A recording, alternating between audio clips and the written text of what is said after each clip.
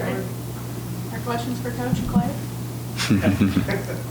Well, I was just talking to the players about, I think you missed 15 straight shots at one point, go almost 11 as a field goal, and they're quick to say that's not the difference of the game, the difference is their defense, something we've been talking about a lot from the coaching standpoint. I mean, obviously that's a big drought to overcome, Yep. particularly when the defense was kind of the way the girls. I think on the offensive side, the difference, it tends to be some of their guards, typically most teams, they're able to get to the basket and finish layups, and they're stronger and bigger. And then we kind of struggle when we get to the basket, finishing some of those layups. And you saw a bunch of layups again that just didn't go in.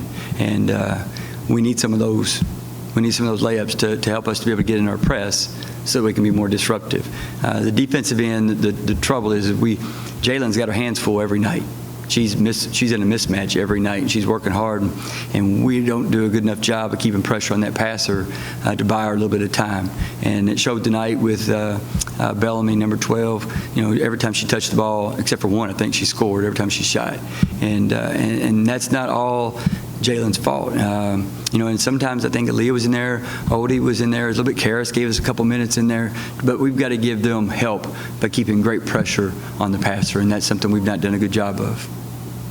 Player-on-player defense has been a big emphasis for you guys. How do you feel the team can improve these next 4 games? Yeah, it's just that. It's like keeping the ball in front of you and keeping pressure, being disciplined in your man-to-man defense. And we tend to open up too much sometimes and allow penetration too easily. But the real thing is we'll sit back off and let that passer choose when they want to throw the ball into the post, and that causes us problems with our undersized post defense. And so we try some zones. Sometimes that's disruptive. We try to mix defenses up to be disruptive, to keep the other team a little bit off balance. But it really comes down to making sure we do a better job, a more disciplined job in our on-ball defense, and then our off-ball help side defense has to get better as well.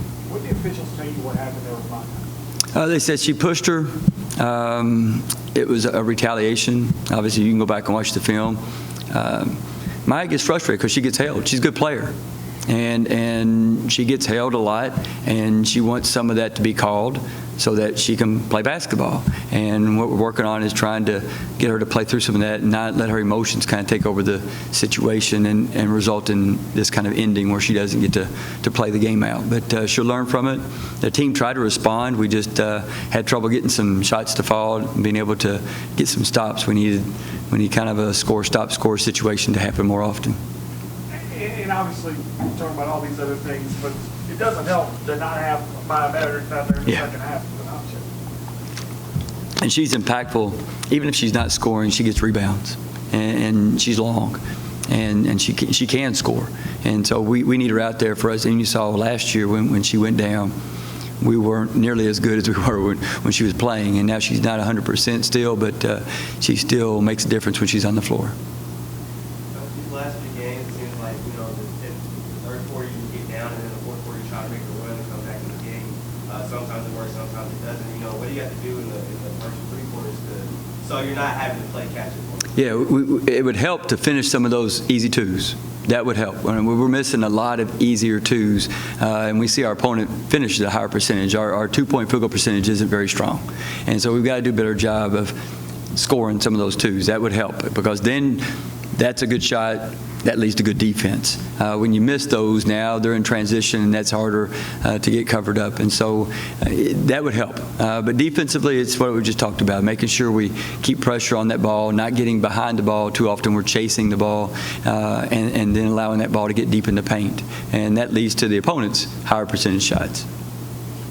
Last road trip here in the regular season, certainly, players were saying there's kind of no room for error now if they want to get the seed they want, but 2 tough games here before you come back for 2 tough games. Well, they're all tough for us. I mean, we have a very slim margin of error, period, every game. We're playing, we're younger and we're smaller, and that's a tough combination. And so to the kids' credit, for the most of the season, they've kind of battled through those disadvantages or those obstacles and kind of overcome them. Sometimes that obstacle just grows too large.